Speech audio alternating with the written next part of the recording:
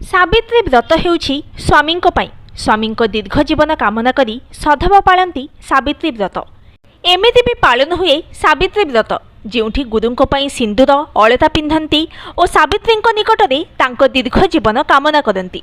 सबुठी और समस्ते जानती सावित्री व्रत विषय रे समस्तंकर गोटिए विश्वास जे स्वामींक पई सावित्री व्रत, किंतु एठी परंपरा और संस्कृति नियारा। एठी सावित्रींकर पूजा हेउछि किंतु स्वामींक पई नुहे, पूजा हेउछि गुरुंक पई। मथर सिंदूर पादर अलता और हाथर व्रत केवल गुरुंक पई पाळुछंती चला। तेबे भद्रक सहरर चरंपाठारे किन्नर माने पालन करिछंती सावित्री व्रत। रीतिनीति अनुसार फलमूल नहीं नुआ लुगा शंखा सिंदूर और अलता को दे ठाकुरंक निकटरे रखी पूजा करिछंती। पूजक कहिछंती जे पूजा विधि समान किंतु परंपरा अलगा। एठारे गुरुंक पई पालन हेउछि सावित्री व्रत। किन्नरकर शिष्य